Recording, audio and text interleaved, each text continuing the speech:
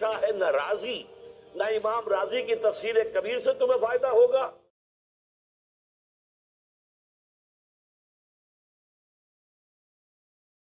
Hello السلام علیکم کو خوش آمدید کہتا ہوں اپنے چینل پہ آنے کے لیے۔ تو آج میں ایک اور ویڈیو کے ساتھ آیا ہوں جس پہ میں ریئیکشن بھی کرنے والا ہوں اور اس کے بعد کچھ باتیں بھی کرنے والا ہوں۔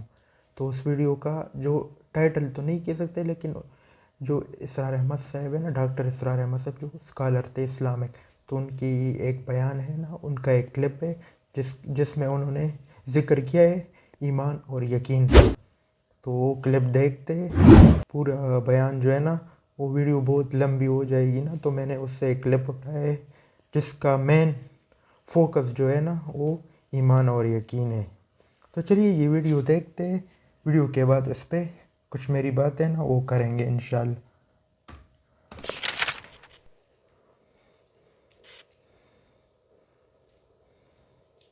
اس کام کے کچھ لوازم ہیں، کچھ شرائط ہیں، اس کی کچھ تدریج ہے جو ہمیں سنت سے ملتی ہے، قرآن سے ملتی ہے، حدیث سے ملتی ہے۔ تو میں اس کام کے ضمن میں اس کی وہ تدریجی مراحل اور اس کے لوازم اور اس کی شرائط بیان کرنا چاہتا ہوں۔ سب سے پہلی شرط اول، وہ فارسی کا شعر مجھے یاد آیا کہ در رہے منزل لیلا کے خطر ہاش بسے، شرط اول قدمی نس کے مجنوں باشی۔ پہلی شرط یہ کہ مجنوں بنو۔ تو یہاں کا پہلی شرط کیا ہے؟ پہلے صاحب ایمان بنو، ایمان تمہارے دلوں میں ہو۔ یا ایھا بالکل الذین آمنوا آمنوا باللہ ورسولہ، یعنی ایک ایمان تو تمہیں حاصل ہے، اقرار باللسان، وہ تو تمہیں والدین سے مل گیا، عقیدہ تمہارا ہے، متوارث جو ہے تم عقیدے کو مانتے ہو، لیکن دلی یقین والا ایمان حاصل کرو۔ اصل میں اس کے بعد گاڑی چلتی ہے، اس کے بعد جو ہے نتائج نکلتے چلے جائیں گے۔ لیکن اگر وہاں ایمان کی کمزوری ہے تب اوپر سے کوششیں کریں گے، نتیجہ نہیں نکلے گا، آگے ہم بڑھ نہیں سکیں گے، ہمارے جو جد و جہد ہے وہ کامیابی سے امکنار نہیں ہوگی۔ اس جیسے ہی ہے جیسے ہم درخت لگانا چاہ رہے ہیں جس کی جڑ ہی نہیں ہے۔ آپ زمین کھود کر درخت جو اس کے اندر گاڑ دیں گے تو زمین تو نہیں پکڑے گی اس کو، وہ تو نیچے سے جڑ ہو اور پھر درخت جو ہے اس سے ابھرے، تو وہ ہوتا ہے کہ جس کے لیے یوں سمجھیے سرسبز درخت بنے گا۔ اس حوالے سے سب سے پہلا قدم کیا ہے؟ ہم اپنے گریبانوں میں جھانکیں، اپنے دلوں کو ٹٹولیں، وہ یقین والا ایمان ہے یا نہیں؟ اگر ہے تو اللہ کا شکر ادا کیجئے، تہنیت، مبارکباد، اور نہیں ہے تو پہلا کام یہ ہے کہ اے ایمان کے دعوے دارو، ایمان لاؤ جیسے کہ ایمان کا حق ہے۔ یقین اللہ کی ذات پر، اس کی صفات کمال پر، یقین مرنے کے بعد اٹھنے پر، بعث بعد الموت اور حساب کتاب، یوم حشر اور جنت اور دوزخ کا یقین، فرشتوں کا یقین، وحی کا یقین، قرآن کا یقین، کتابوں کا یقین، نبیوں اور رسولوں کا یقین، اور محمد الرسول اللہ کا یقین صلی اللہ علیہ وسلم کہ آپ آخری اور کامل رسول ہیں اللہ تعالیٰ کے، خاتم النبیین بھی ہیں اور آخر المرسلین بھی صلی اللہ علیہ وسلم۔ یہ یقین پہلے پیدا ہونا چاہیے۔ تو اب ظاہر بات ہے کہ جب میں نے یہ بات اتنی بڑی کہی ہے تو پھر مجھے یہ بھی بتانا چاہیے یقین کہاں سے ملے گا، کون سی دکان ہے، سپر مارکیٹ کوئی ہے جہاں پر کہ یہ جنس بکتی ہو؟ پہلی بات تو یہ ہے کہ اس کے لیے آسان ترین طریقہ کیا ہے؟ صاحب ایمان کی صحبت اختیار کرو۔ جیسے آپ بھٹی کے آگے بیٹھیں گے تو حرارت پہنچ جائے گی، آپ برف کی سل کے قریب بیٹھے ہوں گے ٹھنڈک پہنچ جائے گی۔ اگر صاحب ایمان ہے، کسی کے دل میں یقین والی بھٹی دہک رہی ہے، تو اس کے قرب سے آپ کے اندر بھی یقین پیدا ہوتا ہے۔ بالکل، یہ بات تو صحیح کہی ہے۔ دوسرا طریقہ یہ ہے کہ شریعت کے احکام پر عمل کیے جاؤ، کیے جاؤ، کیے جاؤ، کیے جاؤ، اس عمل سے بھی یقین پیدا ہوتا ہے۔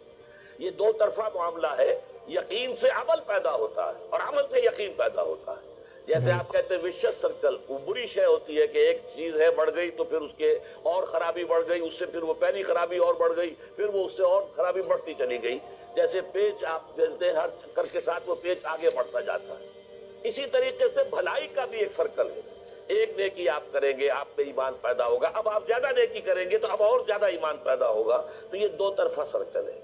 اور تیسری بات جو ہے، خاص طور پر فہیم، ذہین، انٹلیکچوئل لوگ، سمجھدار لوگ، اور آج کی دنیا آپ کو معلوم ہے کہ ہمارے نوجوان طبقے میں بہت بڑی تعداد ہے بہت سمجھدار لوگوں کی، اس لیے کہ ان کی معلومات کا دائرہ بڑا وسیع ہو گیا ہے۔ بالکل جدید دنیا میں جو علوم ہے ان کا ایکسپلوژن ہے، دھماکہ ہو گیا، اتنے علوم پھیل گئے اور اس کے اثرات ہیں۔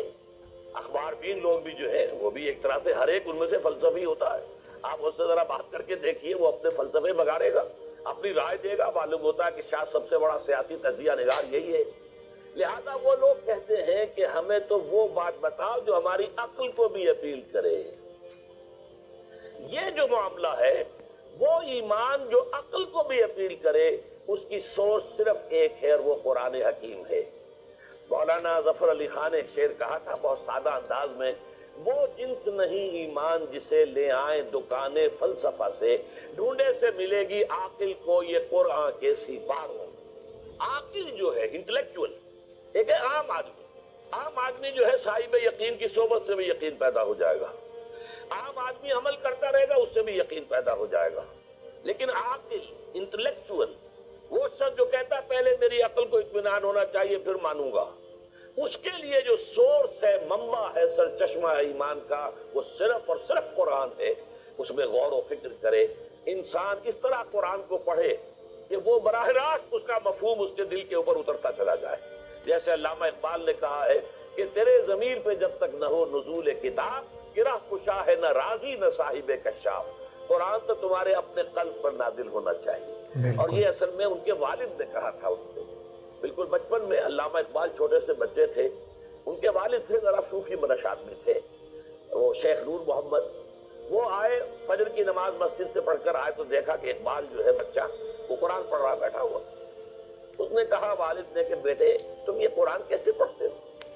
اب وہ حیران ہوا بچہ، جب بچان بس میں پڑھتا ہوں قرآن جیسے پڑھتے ہیں، آپ کا مطلب کیا ہے؟ کہا بیٹے قرآن ایسے پڑھا کرو کہ جیسے یہ تم پر نازل ہو رہا ہے، بالکل یوں سمجھو کہ تم پر نازل یہی ہو رہا بات ہے۔ تم مخاطب ہو۔ اب اس چیز کو انہوں نے اپنے اس شعر میں ادا کیا، تیرے ضمیر پہ جب تک نہ ہو نزول کتاب، گرہ کچا ہے نہ راضی نہ صاحب کشاف۔ جیسے یہ قرآن قلب محمد پر نازل ہوا تھا، فَإِنَّهُ نَزَّلَهُ عَلَىٰ قَلْبِكَ، جبرائیل نے یہ اے نبی اے محمد آپ کے دل پر اتارا ہے۔ تو جب تک ہمارے بھی دل پر نہیں اترے گا تو قرآن مجید جو ہے وہ ہمیں انسپائر نہیں کر سکے گا۔ ترجمہ آپ پڑھیں گے، کچھ آپ کو معلوم ہو گیا اس کا مطلب یہ ہے، تفسیر پڑھا، اچھا جی ٹھیک ہے فلاں مفسر نے یہ لکھا ہے، فلاں نے یہ لکھا ہے، یہ معلومات تو مل جائیں گی، لیکن وہ اندر سے جو موٹیویشن ہوتی ہے، اندر سے جو جذبہ ابھرتا ہے، اندر سے جو ایمان جو ہے ایک چشمے کی طرح قلب کی گہرائیوں سے ابلتا ہے، وہ نہیں ہوگا۔ وہ اسی وقت ہوتا ہے کہ جب وہ انٹلیکچوئل آدمی جو ہے وہ کم سے کم اتنی تکلیف ضرور کرے کہ اتنی عربی سیکھ لے کہ عربی جو ہے قرآن مجید اس کے براہ راست قلب پر نازل ہو سکے، وہ ترجمہ نہ دیکھے۔ اب ایک آیت پڑھی پھر ترجمہ دیکھا، اور دیکھا اس میں نمبر 11 لکھا ہوا ہے، حاشیہ میں جا کر دیکھا نمبر 11 یہاں ہے، وہ دیکھا، تسلسل تو ٹوٹ گیا، اب وہ بات نہیں رہی۔ اور ترجمہ جو ہے وہ سبھی جانتے ہیں، دنیا میں ہر بچہ بھی سمجھ لے گا کہ غالب کا کوئی شعر ہو اور وہ آدمی پڑھ کے جھوم جاتا ہے کہ کیا بات کہی، اسی کا انگریزی میں ترجمہ کر دیجیے، اب اس میں کچھ بھی نہیں۔ آپ نے مفہوم تو بیان کر دیا انگریزی میں، لیکن جو تاثیر ہے اس غالب کے شعر کی وہ انگریزی میں منتقل نہیں ہو سکتی۔ تو قرآن مجید کا کچھ نہ کچھ مفہوم تو ترجمے سے معلوم ہو جائے گا، قرآن کی تاثیر ترجمے سے نہیں حاصل ہو سکتی، تفسیر سے نہیں حاصل ہو سکتی۔ اسی لیے دو سب سے بڑی تفسیروں کا ذکر علامہ اقبال نے کیا ہے کہ گرہ کشا ہے نہ راضی، نہ امام راضی کی تفسیر کبیر سے تمہیں فائدہ ہوگا اور نہ امام زمخشری کی کشاف سے ہوگا، جب تک کہ تمہارے اپنے دل پر قرآن نہ اترے۔ اور اس کے لیے لازم ہے کم سے کم یہ کہ اتنی عربی انسان سیکھ لے کہ بیریئر نہ ہو ٹرانسلیشن کا، کوئی پردہ حائل نہ ہو درمیان میں، تسلسل نہ ٹوٹے، آپ براہ راست پڑھ رہے ہیں اور براہ راست اس کا مفہوم آپ کے قلب پر نازل ہو رہا ہے۔ تو پہلا سٹیپ جو میں نے ان 3 آیتوں پر اضافی آیت سورہ نساء کی آپ کے سامنے رکھی، ہم میں سے ہر شخص کا پہلا کام یہ ہے کہ وہ یقین والا ایمان حاصل کرے۔ عام آدمی کے لیے صاحب یقین کی صحبت بھی مفید، عام آدمی کے لیے عمل سے بھی یقین پیدا ہوتا ہے، لیکن انٹلیکچوئل کے لیے، ذہین کے لیے، فہیم انسان کے لیے، انٹیلیجنسیا جسے آپ کہتے ہیں، اس کے لیے لازم ہے کہ وہ قرآن مجید کی گہرائیوں میں غوطہ زنی کرے اور قرآن اس کے اپنے قلب کے اوپر نازل ہو تو کہیں جا کر وہ قرآن کو سمجھے گا۔ چنانچہ علامہ اقبالی کا ایک اور شعر میرے ذہن میں آیا ہے، وہ میں آپ کو سنا دوں۔ ہم یہ سمجھتے ہیں کہ عرب تو ان کی اپنی زبان ہے، لہذا وہ تو قرآن مجید کو سمجھتے ہی ہوں گے، لیکن بسا اوقات ایسا بھی ہوتا ہے اگر دل پر حجاب آئے ہوئے ہوں تو قرآن مجید کے سمجھنے سے بھی کچھ حاصل نہیں ہوتا، دل پر حجاب ہے۔ یہی وجہ ہے تو عرب ہو یا عجم ہو، تیرا دل نہ دے گواہی، لغت غریب یہ قرآن مجید جو ہے، تو عجم ہو یا عرب ہو، یہ قرآن مجید تیرے لیے لغت غریب رہے گا جب تک کہ تیرا دل گواہی نہیں دے گا۔ تو ایک تو طلب ہدایت ہو انسان کے اندر، اور دوسرے یہ کہ قرآن مجید کو براہ راست نازل ہونے کا موقع ملے قلب کے اوپر، تو ایمان یقین والا حاصل ہو۔ تو یہ جو ویڈیو تھی جس میں ڈاکٹر اسرار احمد صاحب نے ایمان اور یقین کا ذکر کیا ہے، سب سے پہلے تو انہوں نے جو ایک چیز کہی ہے کہ ہر ایک مسلمان کو جو اپنے آپ کو صاحب ایمان کہتے ہیں نا، ہم سب جو کہ ہم پیدا ہی مطلب اسلامی گھرانے میں ہوئے نا، ہمیں وراثت میں ایک آپ کہہ سکتے ہیں کہ اسلام ملا ہے۔ تو سب سے پہلے انہوں نے جو ایک چیز کہی کہ ہمیں اپنے اندر دیکھنا چاہیے، اپنے گریباں میں۔ تو اس کا مطلب یہ ہے نا کہ ہمیں اپنے اندر دیکھنا چاہیے، کیونکہ انسان خود، یہ میں نے خود بھی ایکسپیرینس کیا ہے کہ انسان ہر ایک بندے کو جھوٹ بول سکتا ہے، لیکن خود سے کبھی وہ نہ جھوٹ بول سکتا ہے نہ خود کو دھوکہ دے سکتا ہے۔ تو ان کی یہ ایک بات تھی نا، جب انسان اپنے آپ کو دیکھ لے ان کو خود بخود پتہ چل جاتا ہے کہ میرا ایمان ہے یا میں صرف زبان سے اقرار کر رہا ہوں۔ تو سب سے پہلے پوائنٹ یہ ہے۔ دوسرا پھر جو انہوں نے ایک چیز کہی ہے کہ یقین کس طرح بڑھتا ہے، تو ہوا کی بات ہے نا، یقین عمل سے بڑھتا ہے۔ اس کی میں آپ کو سمپل مثال دیتا ہوں۔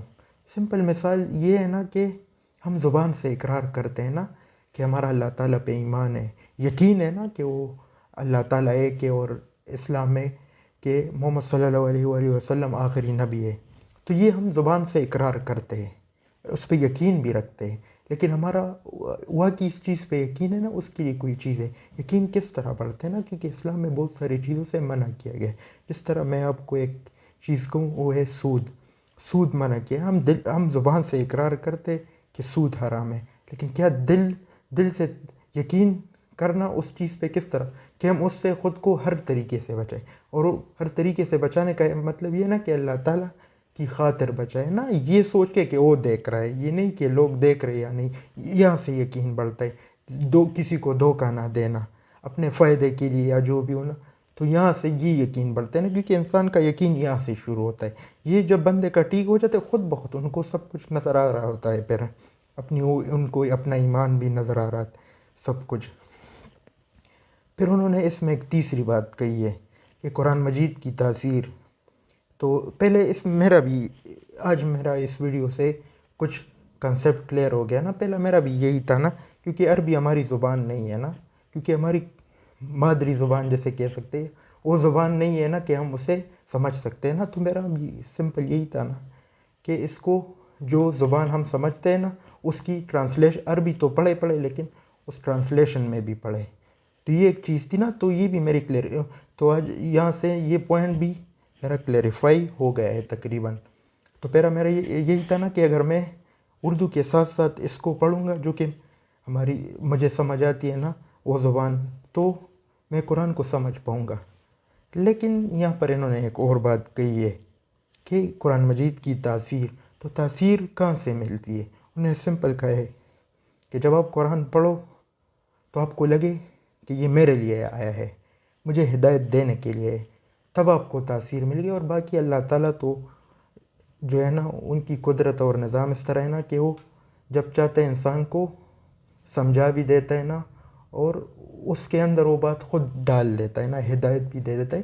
تو یہ ایک چیز تھی نا۔ اور پھر انہوں نے ایک چیز کا حوالہ بھی دیا ہے کہ ایک اس ٹائم کا بندہ، انہوں نے کہا کہ آپ عربی سیکھ لو نا۔ عربی سیکھ لو کا یہ مطلب ہے کہ جس زبان میں اسلام نازل ہو، جس زبان میں قرآن مجید نازل ہوئے نا، تاکہ آپ اس زبان میں ہی اس کو سمجھ لو۔ تو یہ بھی انہوں نے ایک چیز کہی ہے۔ جس طرح ایک اور انہوں نے آخر میں جو علامہ اقبال کا حوالہ دیا نا، تو علامہ اقبال جو نا، ان کی شاعری تو اس طرح تھی بہت کم لوگوں کو سمجھ آتی ہے، کیونکہ وہ ان کا دنیا کا جو جو دنیا کو جس نظر سے دیکھتے تھے نا، ان کا نظریہ ہی الگ تھا نا، کہ اسلام جو ہے نا یہ نا وہ ایک کنسیپٹ تھا نا کہ عربیوں پہ نازل ہوئے، ان کے لیے آسان ہے کیونکہ ان کو عربی سمجھ میں آتی ہے نا، تو انہوں نے کہا ہے کہ یہ عربی یا اجمی کی یا اس کی بات نہیں ہے، یہ بات ہے نا کہ آپ کے دل کے جو پردے ہیں نا وہ کھلے ہوئے یا نہیں، اگر وہ کھلے ہوئے نا تو آپ کو سب کچھ سمجھ آئے گا کہ قرآن میں کیا ہے، اور یہ اس میں کیا کیا تاثیر ہے، اور یہ کس طرح انسان کی رہنمائی فرماتی ہے۔ تو میرا اس ویڈیو کو دیکھ کے جو جتنا مجھے سمجھ آ رہا تھا نا، جتنی میری نالج ہے نا، تو میں نے اس طرح سے پک کیا ہے نا، اور یہ میری اس پہ تھوڑی اپنی جو ہے نا باتیں تھی۔ آئی ہوپ آپ کو میری یہ باتیں پسند آئی ہوگی۔ تو یہی تھا آج کا میرا ویڈیو، اور انشاءاللہ آپ سے اگلے ویڈیو میں ملوں گا، تب تک کے لیے اللہ حافظ۔